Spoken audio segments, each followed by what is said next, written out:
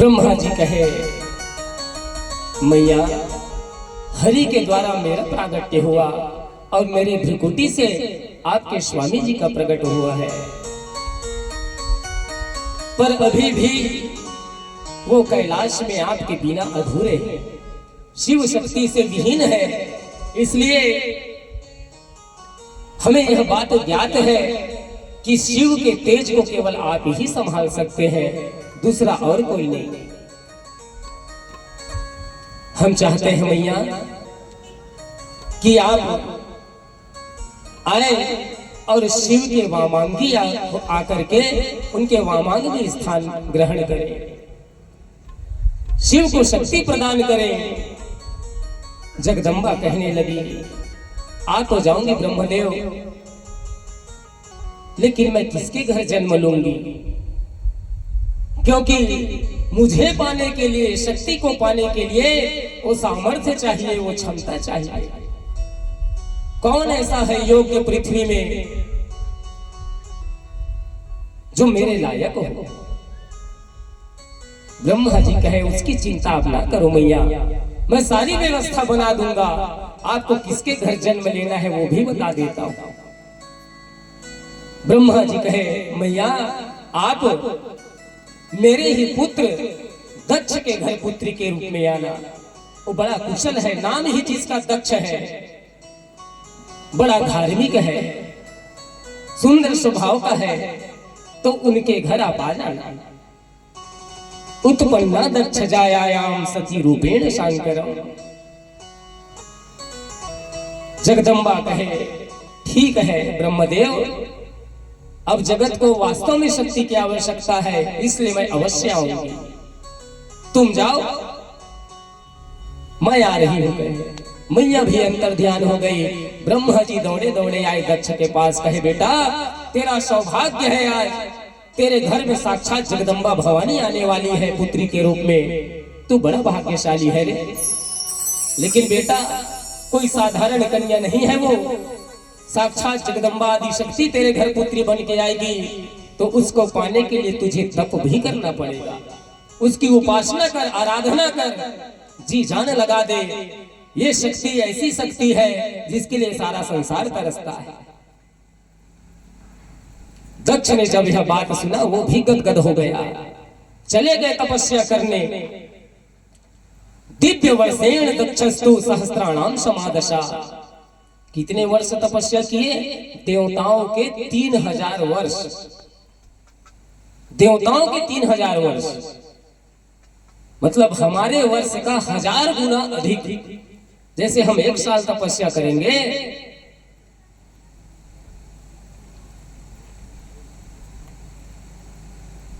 तो 1000 वर्ष तपस्या किए, इतना 1000 गुना। हम 3000 वर्ष तपस्या किए होंगे, तो मान के चलो दक्ष ने 30,000 वर्ष तपस्या किया है। तो दक्ष ने प्रारंभ के वर्ष में, शुरुआत में सूखे पत्ते खा करके तपस्या की। उससे भी बात नहीं बनी, तब क्या किए? जल पी करके तपस्या किए, उससे भी बात नहीं बनी, तो निराहार बिना कुछ खाए पिए तपस्या करने लगे। बहुत दिनों तक तपस्या की, उसके बाद भी बात नहीं बनी, तो केवल श्वास लेकर के तप किए, तब भी बात नहीं बनी, तो श्वास लेना भी छोड़ दिए। बोले शंकर भगवान की, श्वास लेना भी छोड़ दिए और तपस्या करने लगे। दक्ष अपनी आत्मा से आवाज लगाने लगे कि मैया, क्या मैं आपके लायक नहीं? क्या मेरे घर पुत्री रूप में आप नहीं आओगे? दक्ष करुण पुकार करने लगा कि अब देर न कर मैया, जितनी जल्दी हो सके आजा। पता नहीं कब मेरा विश्वास डगमगा जाए और तपस्या छोड़कर कहीं मैं भाग ना जाऊं। मेरी और परीक्षा ना ले मैया, तू जल्दी आ जा। दक्ष ने बड़ा सुंदर करुण पुकार किया है।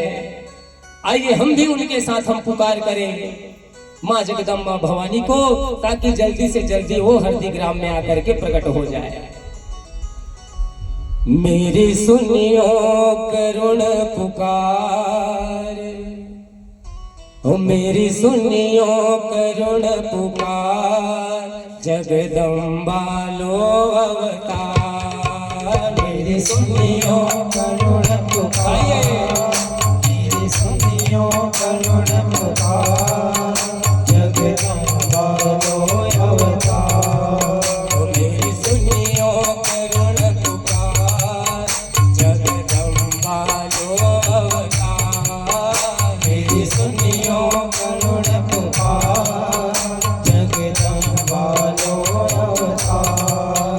तुम शक्ति की आधार, तुम शक्ति की आधार, तुम ही से सब संसार, तुम ही से सब संसार। जग होय प्रजा विस्तार, जग होय प्रजा विस्तार, संतति बढ़े नर नाम। मेरी सुनियो करुण पुकार, जगदम्बा लो अवतार। मेरी सुनियो करुण पुकार, जगदम्बा लो अवतार। मेरी सुनियो करुण पुकार, जगदम्बा लो अवतार। मेरी सुनियो करुण पुकार, जगदम्बा लो अवतार। बोल जगदम्बा मैया की। दक्ष पुकारने लगा कि मैया तुम ही संसार के शक्ति के आधार हो, तुम ही से वो संसार प्रकट होगी। सारा सृष्टि कार्य रुका हुआ है, जग का विस्तार नहीं हो पा रहा, इसलिए अब विलंब ना कर। मेरी सुनियो करुण पुकार, जगदम्बा लो अवतार। मेरी सुनियो करुण पुकार, जगदम्बा लो अवतार। मेरी विनय करो स्वीकार, मेरी विनय करो स्वीकार। कीजिए सौभाग्य अपार, कीजिए सौभाग्य अपार। अवसर दीजिए एक बार, अवसर दीजिए एक बार। आओ धर चरण पधार। मेरी सुनियो करुण पुकार, जगदम्बा लो अवतार। मेरी सुनियो करुण पुकार, जगदम्बा लो अवतार। तुम बिन सब जगत असार, तुम बिन सब जगत असार। है शक्तिहीन संसार, है शक्तिहीन संसार। अब करो न सोच विचार, अब करो न सोच विचार। देव करुणा दृष्टि डार। मेरी सुनियो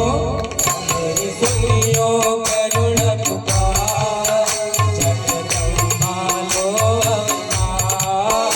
मेरी सुनियो करुण पुकार, जगदम्बा लो अवतार। जगदम्बा लो अवतार, जगदम्बा लो अवतार। जगदम्बा लो अवतार, जगदम्बा लो अवतार। करुण क्रंदन किया है राजा दक्ष ने। ये जो हम भजन अभी श्रवण कर रहे हैं ना, ये श्लोकों का ही अर्थ है। इस श्लोकों का ही अर्थ निकाल करके यह भजन बनाया गया है। दक्ष के भाव है। जैसे ही करुण क्रंदन किया है दक्ष ने, आदि शक्ति परम्बा जगदम्बा भवानी सिंहस्थाम कालिकाम कृष्णाम चारु वक्त्राम चतुर्भुजाम वरदा भय नीलाब्ज खड्गहस्ताम मनोहराम।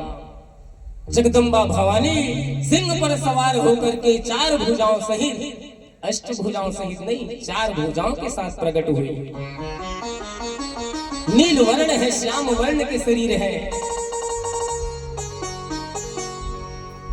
सिंहस्थाम कालिकाम कृष्णाम, कृष्ण वर्ण की है ना।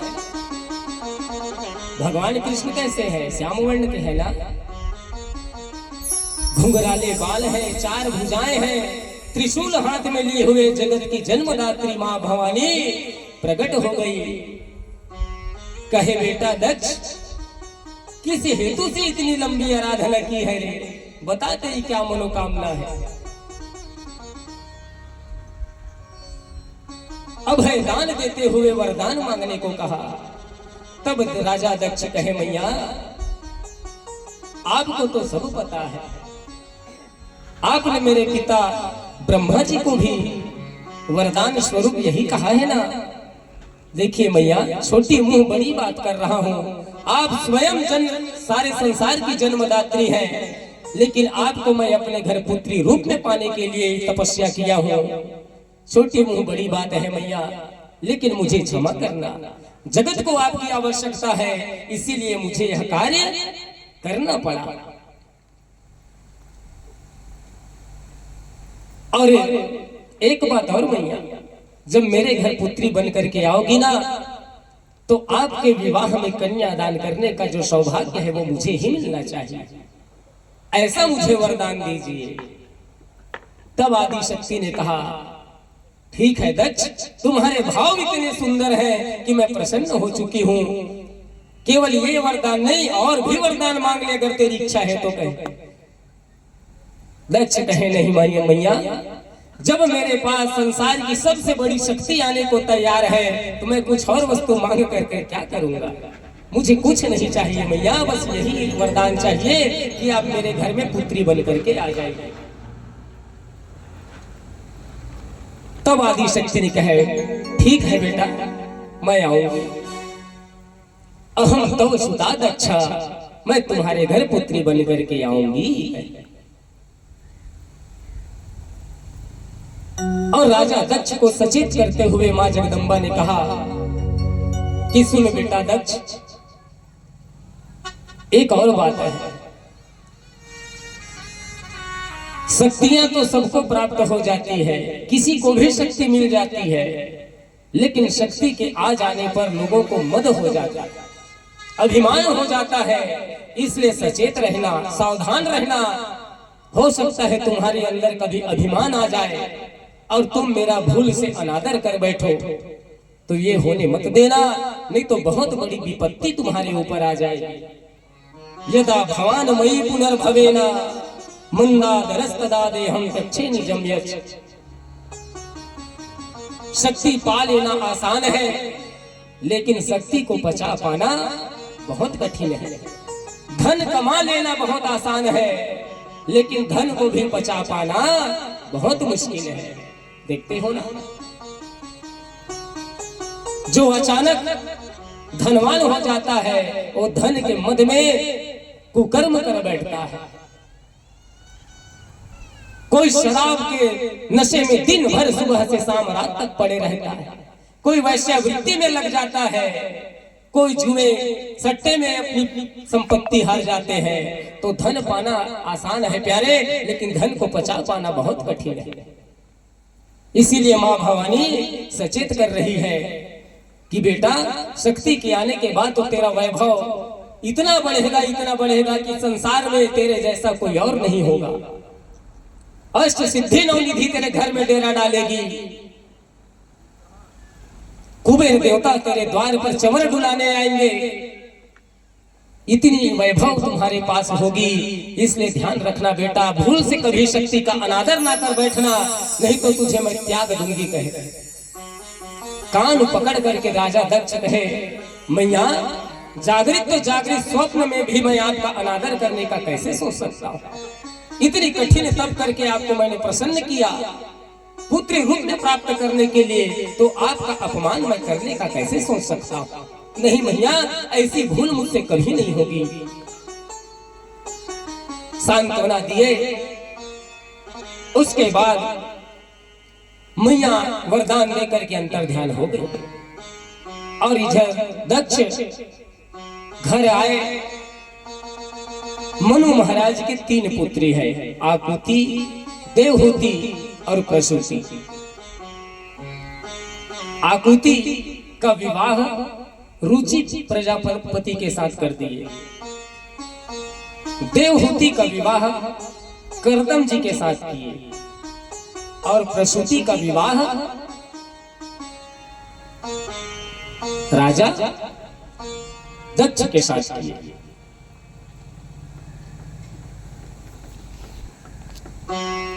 देवहूति करदम की कथा तो आप सबने सुनी ही है ना?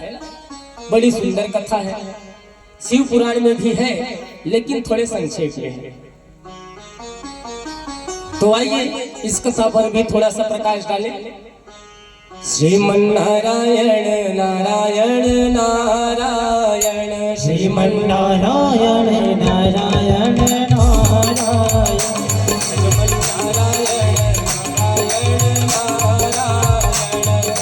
नारायण नारायण नारायण, श्रीमन नारायण नारायण नारायण, ब्रह्मा नारायण नारायण नारायण, ब्रह्मा नारायण नारायण नारायण, विष्णु नारायण नारायण नारायण, विष्णु नारायण नारायण नारायण, शिव नारायण नारायण नारायण, शिव नारायण नारायण नारायण, भोले नारायण नारायण नारायण। भोले शंकर भगवान की जय हो। तो करदम जी की उत्पत्ति ब्रह्मा जी की छाया से हुई। जैसे ही करदम जी का प्रादुर्भाव हुआ, ब्रह्मा जी कहे बेटा चल मेरे साथ सृष्टि निर्माण कार्य में मेरा हाथ बटा। करदम कहे महाराज पिताजी, मुझ में तो अभी वो सामर्थ्य नहीं कि मैं आपके साथ सृष्टि कार्य में हाथ बटा सकूं। पहले मुझे तपस्या करने दें, तपस्या करके वो शक्ति मुझ में आ जाएगी कि मैं आपके साथ सृष्टि कार्य में हाथ बटा पाऊंगा। इसलिए मुझे तपस्या करने के लिए आज्ञा दे। ब्रह्मा जी कहे जाओ बेटा तप करो। कठिन तप किए करदम जी। सरस्वत्या तपस्ते पे सहस्त्राणाम समाधिशा, 10,000 वर्ष तक ये करदम जी तपस्या किए हैं। करदम के तपस्या से भगवान नारायण प्रकट हो गए। कहे बेटा बोलो क्या वरदान चाहते हो? करदम कहे हरे अंतर जामी भगवाना और दीन दयाल कृपाल सब जाना। आप तो सबके हृदय की बात जानते हैं प्रभु, क्या मेरे हृदय की बात नहीं जानते आप? भगवान कहे बेटा करदम मुझे पता है तेरे हृदय की बात, लेकिन जब तक भक्त के मुख से कुछ बातें सुनने ना मिले तब तक मेरी भी कान तरस जाती है। मैं भी चाहता हूँ जो मेरे प्रिय भक्त हैं वो दिल खोल करके मुझसे कुछ मांग ले। इसलिए बेटा मैं चाहता हूँ तू अपने मुंह से बोल तुझे क्या चाहिए। करदम कहे भगवान आपके दर्शन के बाद तो किसी वस्तु की लालसा नहीं रह जाती। जब तक आप नहीं मिले होते हैं तब तक मन में बहुत सी लालसाएं होती हैं, लेकिन आपके दर्शन हो जाने के बाद अब मेरे हृदय में कोई और लालसा नहीं। लेकिन पिताजी का कहना है कि सृष्टि कार्य में मैं उनका हाथ बटाऊं, इसलिए प्रभु आप मुझे एक सुशील पत्नी प्रदान कर देंगे। भगवान कहे बेटा वो तो मैं पहले ही व्यवस्था करके आया हूं, तुम जाओ घर, मनु महाराज अपनी पुत्री को लेकर के तुम्हारे पास आएंगे विवाह का प्रस्ताव लेकर के। करदम जी आ गए। पर्णकुटी है, साधुओं का तो ऐसा ही होता है रहने का स्थान। पत्तों की कुटिया, लकड़ियों का खंभा, निर्जन वन में कोई सामग्री नहीं है। उनकी कुटिया करदम महाराज विरक्त है, गृहस्थ से भी उनको मतलब नहीं, लेकिन ब्रह्मा जी के कहने से वो मान गए विवाह के लिए और इतनी कठिन तप भी कर डाला। तो मनु महाराज की पुत्री जो थी देवहूति विवाह के लायक हो गई थी और मन ही मन करदम महाराज को वो पति मान चुकी थी देवहूति। मनु महाराज को भी चिंता हुई, पुत्री जब विवाह के योग्य हो जाती है ना तो माता पिता को थोड़ी चिंता होने लगती। कौन ऐसा माता पिता है कि पुत्री विवाह के लायक योग्य हो जाए तो चिंता नहीं होती होगी? सभी माता पिता को होती है। और हम तो यहाँ 2-3 साल हो गया भाई हमें कथा करते हुए, है ना? तो ये बात तो हर बार बताते हो और इस बार भी बताएंगे। जब पुत्री लायक हो और वर ढूंढने की बारी आए तो कौन कौन सी बात देखते हैं? पहले सबसे पहले लड़के के घर को देखा जाता है कि घर रहने लायक है कि नहीं है। उसके बाद वर को देखा जाता है, दूल्हे को, कि उसका आचरण तो सही है ना, है ना? उसके बाद उसके परिवार को देखा जाता है कि परिवार का हाव भाव आचरण बोली बात है कि नहीं, सही है कि नहीं। ये तीनों चीज को मिलाया जाता है। ये तो रामचरितमानस में भी है, गोस्वामी तुलसीदास जी ने लिख रखा है। जो घर बर कुल होय अनुपा करिय विवाह सुतानुरूपा। घर बर कुल तीनों अगर मिलान हो जाए तो बेझिझक अपनी कन्या का दान उस वर के हाथों में कर देना चाहिए। और ये अगर तीनों नहीं मिल रहा तो गोस्वामी तुलसीदास जी कहते हैं अगर ये तीनों मिलान नहीं हो रहा, तीनों लक्षण अगर सही नहीं है तो कन्या का विवाह मत करो, घर में ही बैठे रहने दो, तब वो खुश रहेगी, है ना? नटवर कन्या अरे रहे वह कुंवारी और कंत उमा मम प्राण प्यारी। रहने दो घर में, वही अच्छा है। मनु महाराज रथ में बैठाई अपनी कन्या को और ले आए सीधा कहां? उस जंगल के बीचों बीच जहां करदम महाराज जी की कुटिया है। जंगल की शोभा तो बरनी न जाए प्यारे। जंगल की शोभा देखते ही अभी के जंगल की तरह नहीं, पहले और अभी के में बहुत अंतर है। अभी के तो जंगल आप जाओगे तो आप 2 मिनट में बोर होकर के वापस लौट आओगे, है ना? पहले की छवि कुछ अनोखी थी प्यारे, क्योंकि प्रदूषण नहीं था, है ना? जगह जगह ये सब फैक्ट्रियां बनी हुई है ना, धूल धक्कड़ धुएं उड़ रहे हैं, जिससे हमारे वन की शोभा पूरी तरह क्षतिग्रस्त हो चुकी है। जंगल की कटाई की जा रही है। आज पहाड़ पर्वत बिना वृक्ष के वीरान हो गए। तो जंगल की शोभा तो बड़ी विचित्र थी पहले। भंवरा गुनगुन गुनगुन गुंजार करते थे, मोर नचते थे, कोयल कूकते थे, बड़ी सुंदर सुंदर मीठी मीठी आवाजें आती थी वन से। शीतल मंद सुगंध हवा प्रवाहित होती थी। जब कोई राजा महाराजा वन को जाते थे उस समय तो अपने महल की सारी सुविधाओं को भूल जाते थे। ऐसा मनोरम दृश्य होता था वन का। बन कुसुमित गिरि गनमनियारा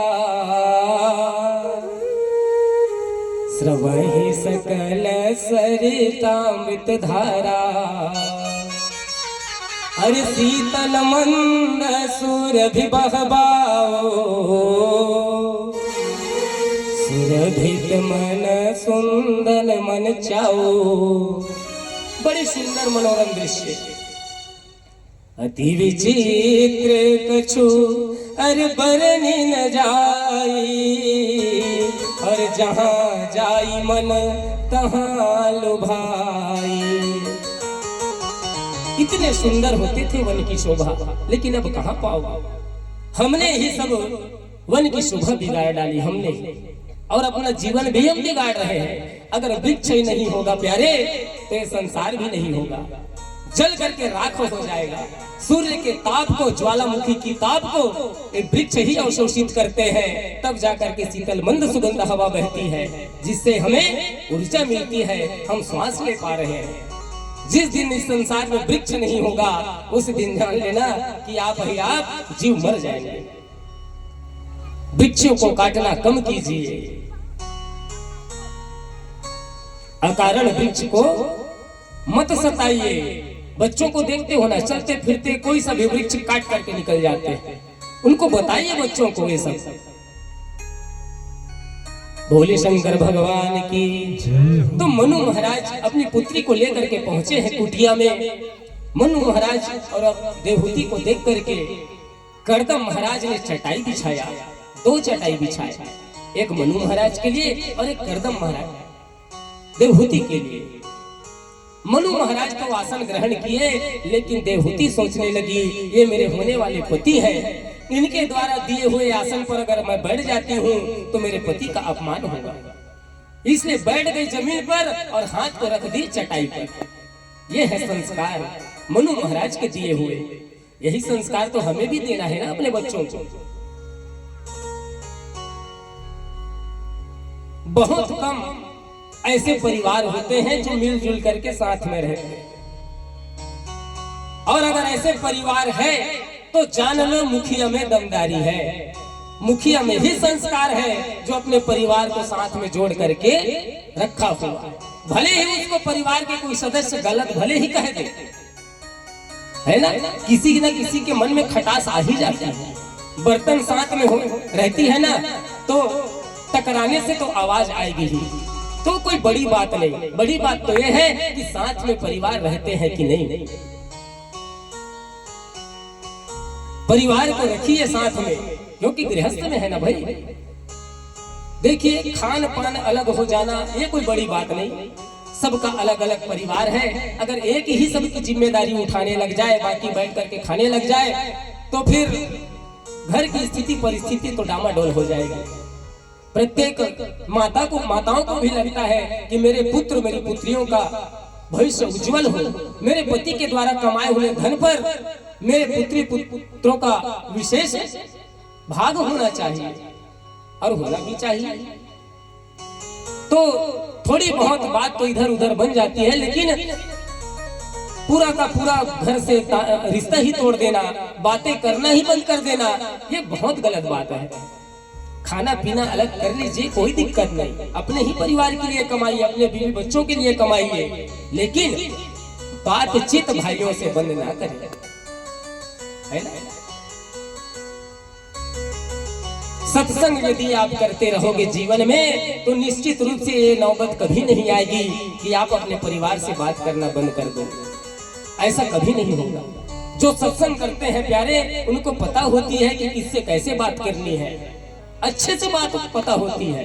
बात करने की शैली बदल जाती है जो सत्संग करते हैं, और जो कभी सत्संग नहीं करते उनकी वाणी इतनी कठोर होती है, आप 2 मिनट खड़े नहीं हो पाओगे। सत्संगियों का तो स्वभाव ही कुछ अलग होता है, कैसे भैया होता है। सत्संगियों का आचरण, उनकी बोली इतनी सुंदर होती है, इतनी मीठी होती है, 2 मिनट में आप पिघल जाओगे।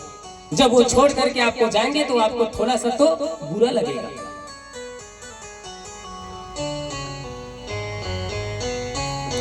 मनु महाराज कहे, कर्दम जी मैं एक आश लेकर के आपके पास आया हूं।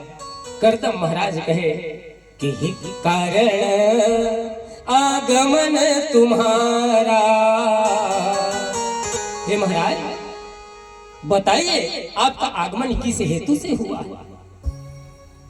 मनु महाराज कहे, हे कर्दम जी ये मेरी पुत्री देवहूति है, इन्होंने आपको मन ही मन पति रूप में स्वीकार कर लिया है, तो मैं ये विनती लेकर के आया हूं महाराज, आप मेरी पुत्री को स्वीकार कर लेंगे पत्नी रूप में।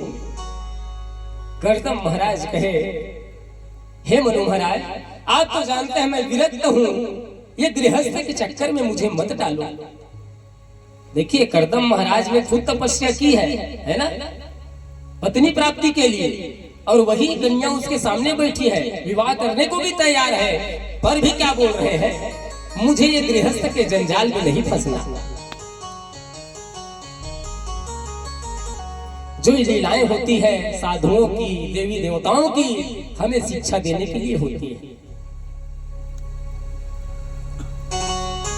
देखिए लड़का भी तैयार है और कन्या भी तैयार है विवाह के लिए, लेकिन जब माता पिता जब पूछ रहे हैं सामने बैठ करके कि मेरी पत्नी को स्वीकार कर लो, तो कर्दम जी साफ मना कर दिए, नहीं महाराज, मैं ये गृहस्थ के जाल में नहीं फंसना चाहता।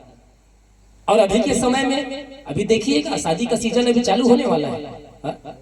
लड़की लड़का सामने बैठे रहेंगे, हाँ चलो पूछ लो क्या पूछ रहे एक दूसरे से, ओ माता पिता बैठे हैं, हाँ चालू हो गया बातचीत, एक काम करो ना बगल में जाओ अकेले में बात कर लो, यहाँ तक की नौबत आ गई है। बोले शंकर भगवान की। अभी हमारे संगीत वाले भैया की भी शादी होने वाली है, ये भी की हो बातचीत नहीं हुआ, नहीं हुआ, क्योंकि सत्संग कर रहे हैं ना भाई, इनका जीवन तो सत्संग में चल रहा है।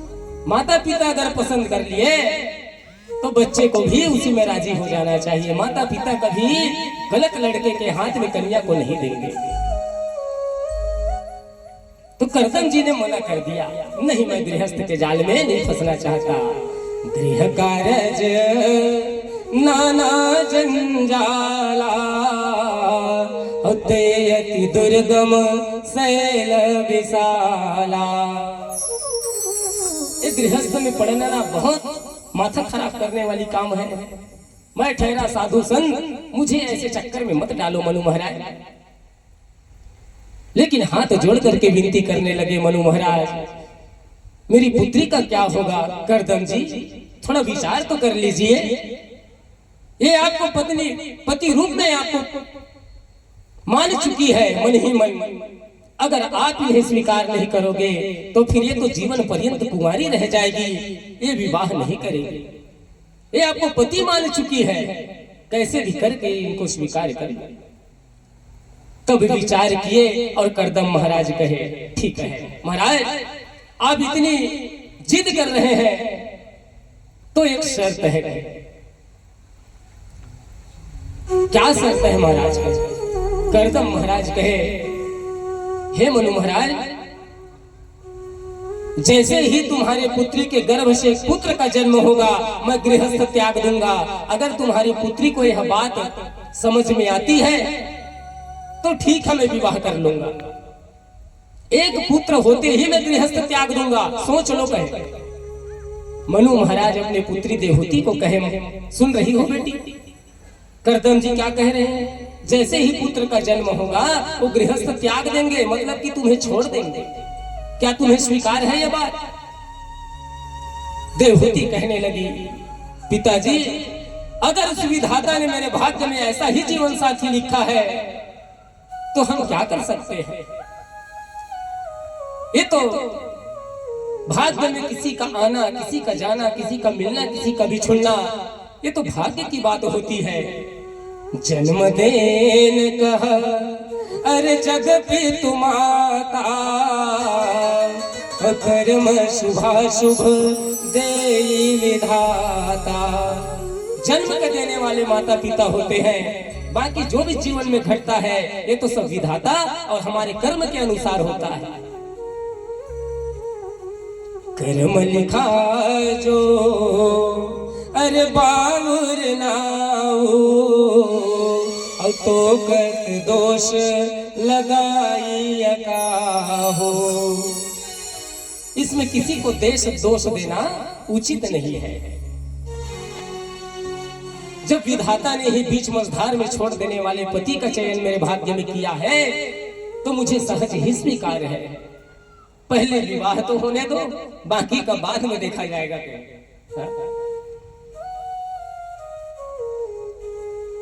संस्कार भी पड़े हैं मनु महाराज के। हाँ?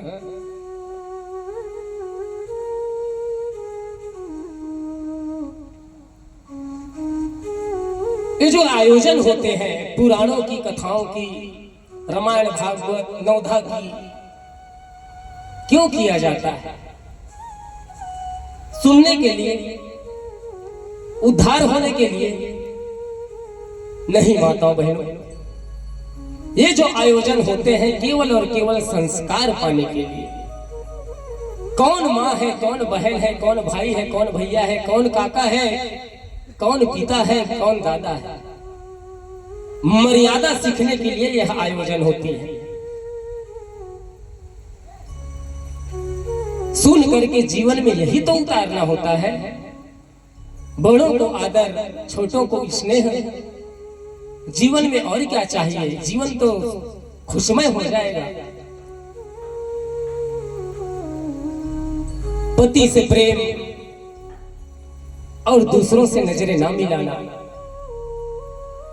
यही तो संस्कार है, यही तो सीखना है हमें। इन्हीं सब चीजों को जीवन में उतारना है और इन सब को अगर उतार लिए तो कथा सुनना आपका सार्थक है और हमारे जैसे वक्ताओं का कथा कहना भी सार्थक है। कत विधि सृजी नारी जग माही, अपराधीन सपने हो सुख नाही।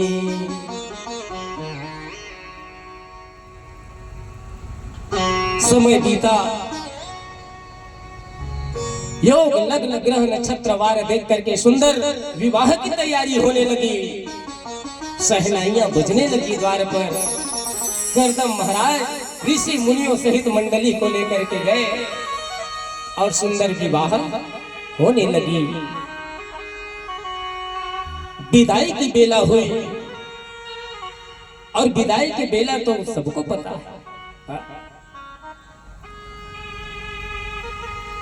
ये कैसी घड़ी होती है जब एक अपनी फूल जैसी बच्ची को, जो घर में जिसको हम कुछ काम भी नहीं करने देते, है ना, जो बेटी होती है मन पड़ता है तो घर का काम कर लेती है और मन नहीं पड़ता तो नहीं करती। माता पिता ज्यादा जिद भी नहीं करते क्योंकि उनको पता होती है शादी करके जब जाएगी तो जीवन भर काम ही तो करना है। रसोई से, बच्चों से इनको छुट्टी कहाँ मिल पाती है। पुरुषों को तो कभी न कभी छुट्टियां मिल ही जाती है, लेकिन माताओं की तो ऐसी ड्यूटी होती है कि इनको छुट्टियां मिलती ही नहीं। एक फूल जैसी बच्ची जिसे पाल पोस करके हम बड़ा करते हैं और एक अनजान वर के हाथों पानी ग्रहण कर देते हैं। उस वर के बारे में हमें कुछ पता भी नहीं होता, क्या खान पान है, कैसे बोल वचन है, कहीं नशा तो नहीं करता। कितना रिस्क लेकर के एक माता पिता अपने बच्चों को एक वर के हाथ में पानी ग्रहण कर देते हैं। ससुराल जाने के बाद कैसा हाल होगा, दुख मिलेगा सुख मिलेगा, कुछ भी माताओं बहनों को पता नहीं होता। अपने सीने पर पत्थर रख करके अपनी फूल जैसी बच्ची को एक पराये मर्द के हाथों सौंपना पड़ता है। ये विधाता की गणना है प्यारे, क्या करोगे? इसके बिना तो जीवन का एक तार जो बंधा होता है वो टूट जाएगा। कैसा भाग्य लेकर के जन्म लेती है ये बेटियां। आधी जिंदगी मायके में तो आधी ससुराल। कितना दुख भी मिलता है बहुत सी बहन बेटियों को ससुराल में, लेकिन सारा अश्रु घुट बना करके पी जाती है, कभी माता पिता को बताती नहीं। जानते हैं अगर बता दूंगी तो माता पिता को बहुत तकलीफ होगी, इसलिए अपने अश्रुओं को पी जाती है, कभी बताती नहीं। अच्छी बात है, यही तो संस्कार होते हैं। अरे चलना चलाना तो तुम्हें है, पति के साथ तो नोक झोंक तो होना ही है, सबके जीवन में होती है, हमारे भी जीवन में हो रही है, होती है। सब पति पत्नी के बीच में झगड़ाएं होती है क्या, लेकिन खुद को संभालना अपने हाथों पे है? आज झगड़ा होगा, अगर थोड़ा सा प्रेम में झुक जाओगे तो बात बिगड़ेगी नहीं बल्कि बन जाएगी। झगड़े सबके जीवन में, उसी को पकड़ के बैठे रहोगे तो ये जो एक रथ की दो पहिया होती है ना, एक पहिया अगर नहीं रहेगी तो रथ अर्थात वो घर गृहस्थी सही से नहीं चल पाएगी। इसलिए उस रथ के, उस घर के पहिया को संभाल करके रखो। अगर एक पहिया गिरने लगे ना तो उसे संभाल लो। बोलिए शंकर भगवान की जय हो। अरे माता पिता जो होते हैं ना, जब विदाई करते हैं तो माता पिता को पता होती है कि बेटी की विदाई होती क्या है। जो विदाई किए हैं उनको पता है, सीने पर पत्थर रख करके बेटी की विदाई की जाती है। लेकिन आज के बच्चे माता पिता के उस प्रेम को भूल जाते हैं।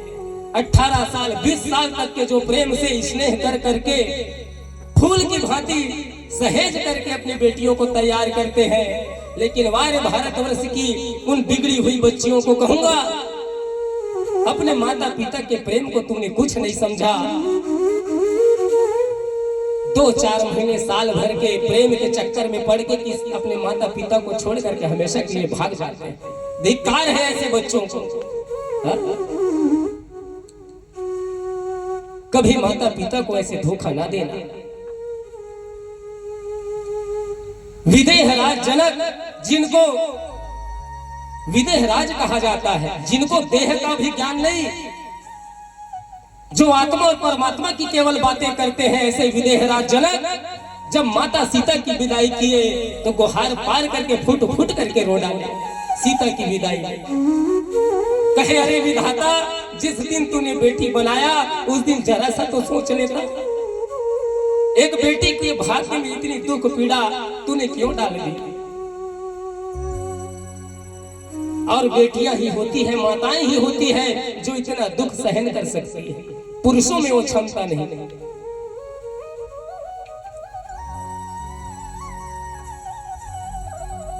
सिया बिलो की अरे धीरता भागी, और कहे वह रहे वह कहावत परम विरागी। बैराग्य की शिक्षा देने वाले विदेहराज जनक जब बेटी की विदाई किए तो गुहार पार के रो डाले। जो दूसरों को शिक्षा देते हैं वैराग्य की, जब वो रो डाले तो हम आम इंसान की बात ही क्या है? प्रत्येक माता पिता अपने सीने पर पत्थर रख के बेटी की विदाई करते हैं। इसलिए हरदी ग्राम के रहने वाली बेटियों, कभी अपने माता पिता को धोखा मत देना। यही हाल आज मनु और शत्रुपा के। अपनी बेटी देवहूति की विदाई कर रहे हैं करदम महाराज के हाथों।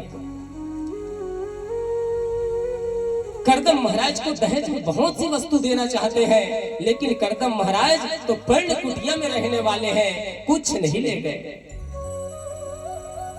देवहूति के लिए कोई श्रृंगार के सामान भी नहीं।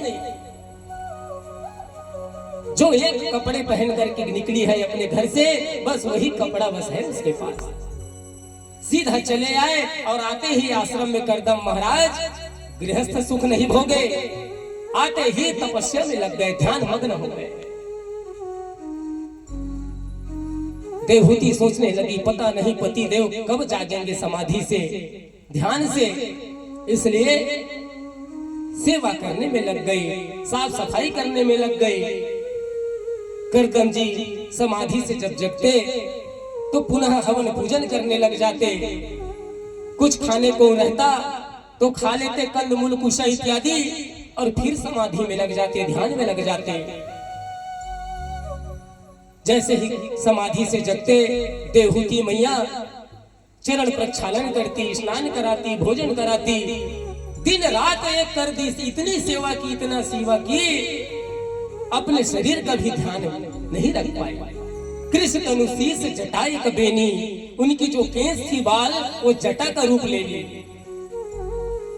ना वहां कंगी है, न दर्पण है, न किसी प्रकार के कोई श्रृंगार की सामग्री। वो भी एक साध्वी की तरह जीवन व्यतीत करने लगी। 56 प्रकार के जो व्यंजन ग्रहण करती थी अपने घर में। हाँ, राजा की बेटी है और कैसा जीवन व्यतीत कर रही है। और अभी के समय में देखो, अगर पति 4 दिन घर में बैठ जाए ना तो पत्नियां ताना मारने लग जाती है, अरे जाना कम अकेला। तो ऐसा अपमान कभी पतियों का नहीं करना चाहिए। यह बात तो हमेशा याद रखना, अगर जीवन में कोई तुम्हारा पेट भरेगा तो पति ही भरेगा, है ना। इसलिए कभी पति को कभी लांछन मत लगाना। अरे ठीक है, 4 दिन बैठ गए तो आराम करना भी उनको जरूरी है भाई। 4 दिन आराम करने से उनको भी चिंता है आपकी, क्योंकि उनके ऊपर भी जिम्मेदारी है आपके पेट भरने का। तो थोड़ा सब्र भी करना चाहिए। पति को एकाएक ताना नहीं मारना चाहिए। पति ही परमेश्वर कहा गया है शास्त्रों में। कितने भी देवी देवता की आप आराधना पूजन कर लो, अगर पति का अपमान करते हो तो जरा सा भी पुण्य आपको नहीं मिलने वाला। पहले पति को प्रसन्न कीजिए। पति जब प्रसन्न होगा तब देवी देवताओं की कृपा आप पर होगी। बोले शंकर भगवान की।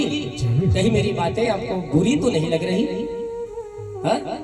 मेरे वचन कठोर जरूर हो सकते हैं माताओं बहनों, लेकिन आपके हित के लिए ही बोलूंगा। और कहते हैं ना, जब किसी को सुधारना हो ना तो कठोर वचनों से ही सुधारा जा सकता है। अरे हम ब्राह्मण गुरु ही तो समाज सुधारक होते हैं माताओं बहनों।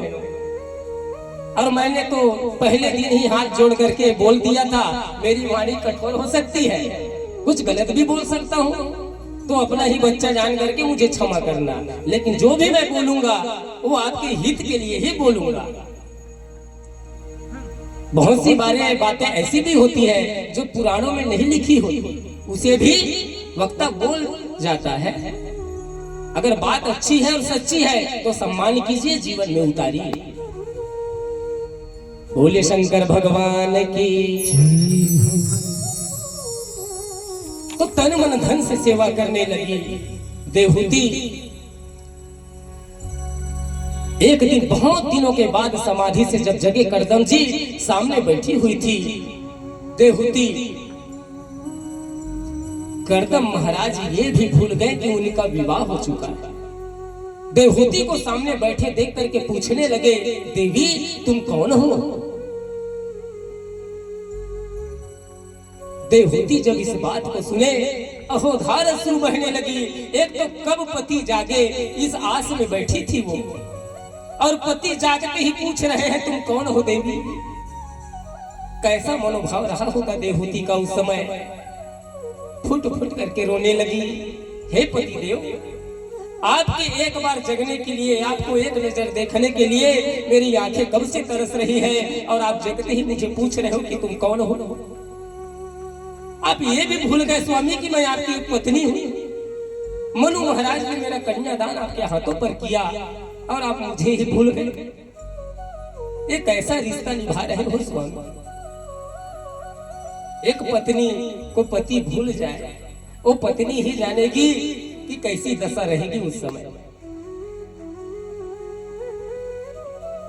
तब याद आया, क्षमा करना देवी, मैं भूल गया, लेकिन अब चिंता मत करो।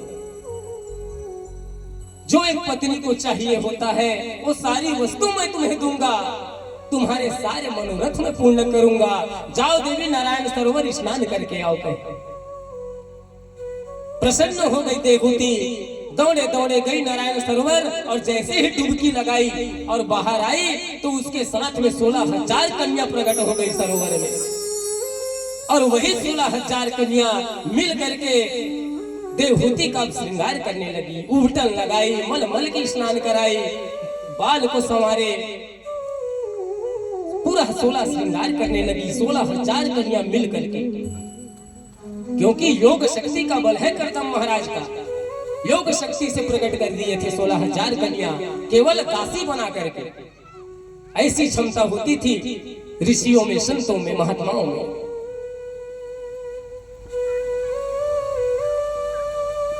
इधर श्रृंगार हो रहा है, इधर करदम महाराज अपने योग शक्ति से एक विमान प्रकट कर दिए। विमान का मतलब जहाज है ना, जो मन की गति से चलता है, अभी के जैसे ईंधन से नहीं, पेट्रोल डीजल से नहीं, वो मन की गति से। उसमें बैठ करके करदम महाराज सोचते बस कि मुझे वृंदावन जाना है, कि मुझे उज्जैन जाना है, बस सोचने मात्र से वो विमान ले जाता था।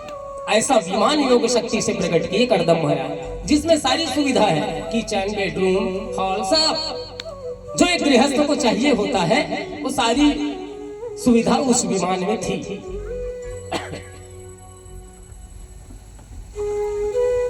16 श्रृंगार करके लाई है।